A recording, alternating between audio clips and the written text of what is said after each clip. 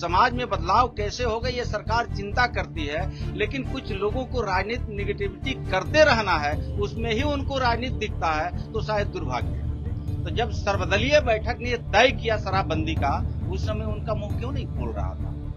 अनुसूचित जाति जनजाति कमजोर वर्ग के लोग ही कहीं न कहीं अपंग हो रहे थे, कमजोर हो रहे थे, दिवालियापन हो रहे थे, उनके बच्चे पढ़ने से वंचित हो रहे थे, कमाते कुछ थे, खर्चा उनके पास ज्यादा था। ये तो सरकार को गरीब दलित शोषित वंचित परिवार की महिलाएं पुरुष धन्यवाद दे रही है। पनोरमा ग्रुप, जो सोचता है वो करता है। शराब को लेकर के जो बयान आ रहे हैं, क्या लगता है वाकई कि दलित समाज को भ्रम में डाल करके उनसे होम डिलीवरी कराई जा रही है या फिर वो परेशानी में है? ये होम डिलीवरी की जो बातें आ रही है वो करवा कौन रहा है, उसके पीछे अगर जांच हो तो स्पष्ट हो जाएगा।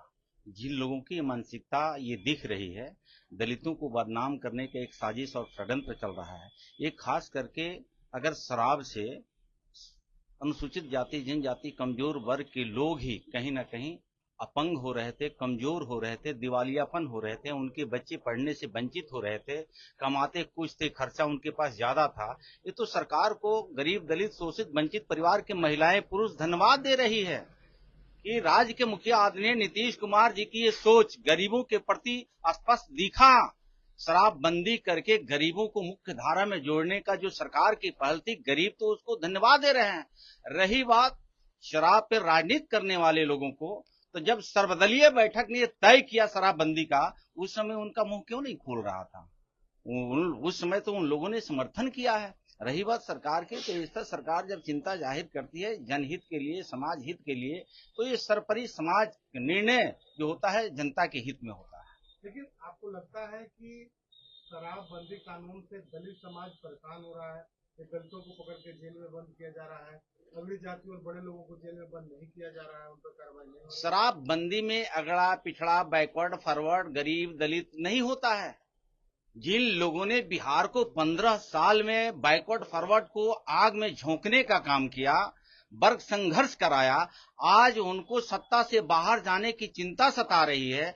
गरीबों को राजनीति करने के एक नाम पर राजनीति किया जा रहा है। शायद यह गरीब दलित वंचित परिवार के लोग भली भांति जानते हैं। सहयोगी मंत्री कह रहे हैं कि होम डिलीवरी हो रहा है, जो विभाग के मंत्री हैं वो कह रहे हैं कि दलितों से, गरीबों से भला फुसलाकर होम डिलीवरी कराया जा रहा है। जीतन राम मांझी सवाल खड़े करते हैं। देखिए, वो सम्मानित नेता है, राज्य के मुखिया भी रह चुके हैं, मुख्यमंत्री भी रह चुके हैं।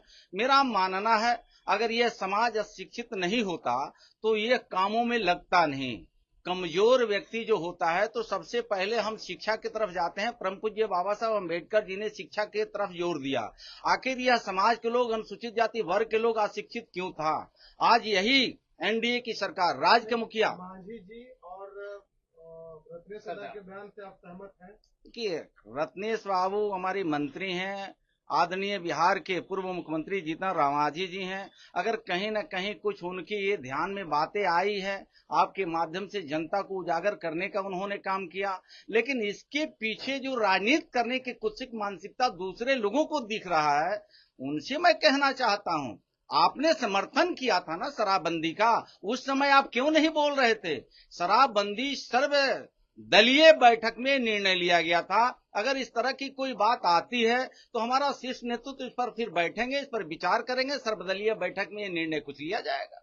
लेकिन विपक्ष की ओर से नहीं, सत्ता में शामिल जो घटक दल हैं आपके, उन्हीं की ओर से सवाल जो है वो है, इसलिए ये बातें हो रही है। मैंने सारी बात स्पष्ट खोल करके कहा है कि समाज सबसे पहले अगर शिक्षित नहीं होता है, शिक्षित बनने में कहीं बाहर रह गया था, तो उस सरकार के कहीं न कहीं गलत नीतियों की वजह से गरीब के बच्चे पढ़ नहीं पा रहे हैं। आज भी जो सरकार शिक्षा के ऊपर साइकिल योजना, पोशाक योजना, पोषाहार योजना, कई ऐसी योजनाओं को चला करके गरीबों को मुख्य धारा में जोड़ने का काम किया जा रहा है। तो निगेटिव और पॉजिटिव दोनों पक्ष अगर हम लेके चलते हैं तो पॉजिटिविटी हमारे अंदर आनी चाहिए। समाज में बदलाव कैसे होगा ये सरकार चिंता करती है, लेकिन कुछ लोगों को राजनीति निगेटिविटी करते रहना है, उसमें ही उनको राजनीति दिखता है, तो शायद दुर्भाग्य है। विदेश यात्रा तेजस्वी यादव का दिन विदेश यात्रा होता है और फिर से एक बार वो विदेश जा रहे हैं। दुबई जाने की बात चर्चा में आ रही है, पासपोर्ट उनका रिलीज किया गया।